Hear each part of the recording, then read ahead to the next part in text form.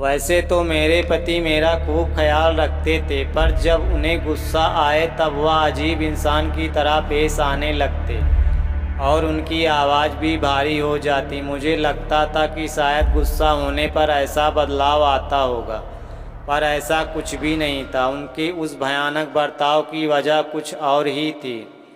एक रात मैं और मेरे पति सोए हुए थे, तभी अचानक मैंने महसूस किया कि मेरे पति गहरी गहरी सांसें ले रहे थे और नींद में बोले जा रहे थे कि मुझे छोड़ दो, बस करो, मुझे माफ़ कर दो, जो कुछ भी हुआ उसमें मेरी गलती नहीं है।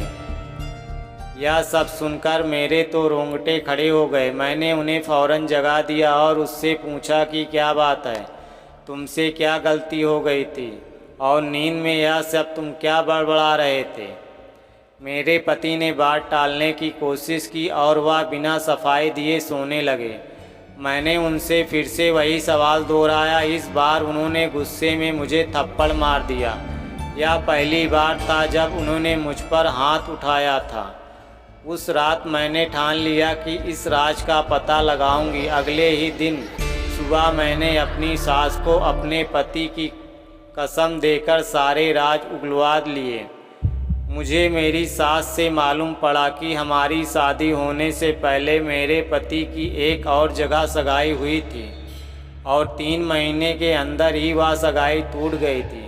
सगाई टूटने के गम में उस लड़की ने पंखे से लटक कर आत्महत्या कर ली थी और वही लड़की प्रेत बनकर मेरे पति को सताती रहती। ऐसे मामलों में दूसरे परिवार लड़की देते नहीं हैं, इसलिए मेरे ससुराल वालों ने यह बात हमसे छुपाई थी।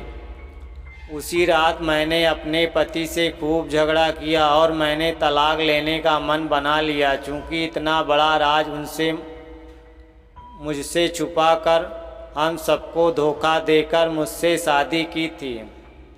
उस रात करीब 3 बजे मेरे पति ने मुझे जगाया और अचानक मुझसे कहा कि बेडरूम से बाहर निकल जाओ। उस वक्त उनकी आंखें लाल थी और वह ऐसी मेरी ओर देख रहे थे जैसे कि मैं कोई अजनबी हूँ। मुझे पता था कि अगर मैंने इस वक्त विरोध किया तो वह मार पीट पर उतर आएगा, इसलिए मैं चुपचाप वहाँ से बाहर ड्राइंग रूम में आ गई। मुझे नींद तो आनी नहीं थी, इसलिए पड़ी पड़ी सोच रही थी आगे का जीवन कैसे बिताऊंगी। तभी अचानक बेडरूम से किसी के बातें करने की आवाज़ें आने लगी। मेरा तो दिल ही बैठ गया, चूँकि वह मेरे पति के अलावा कोई भी नहीं था। मैंने फ़ौरन ही हाल से झांक कर देखा तो मेरे होश उड़ गए। हमारे बेडरूम में पंखे से एक लाश लटक रही थी और पास बैठा मेरा पति बेतहाशा रोए जा रहा था और पास खड़ी दूसरी परछाई से बातें कर रहा था। यह सब देखकर मेरा तो सिर चकरा गया। मैंने तुरंत अपने सास और ससुर को जगाया और बेडरूम खुलवाने को कहा। थोड़ी ही देर में मेरा पति बाहर आ गया और सारी बातों से मुकर गया और उस वक्त कमरे में भी कुछ नहीं था। अगले ही दिन मैं अपने माता पिता के घर गई और उन्हें सारी घटना बताई। मेरे पापा और माँ मुझे लेकर एक ओझा बाबा ज्योतिष के पास गए। फिर हमने उन्हें यह सब बातें बताई तो उन्होंने चौंकाने वाला खुलासा किया।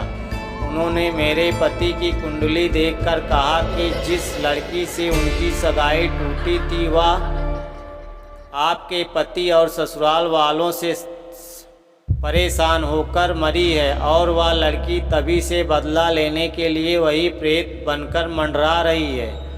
आपके पति के शरीर, मन और दिमाग पर उस प्रेत का पूरा कंट्रोल है और वह कभी भी जानलेवा हमला कर सकती है। अगले ही दिन हमने तलाक का प्रोसेस शुरू कर दिया और उस भयानक माहौल से बाहर आ गई।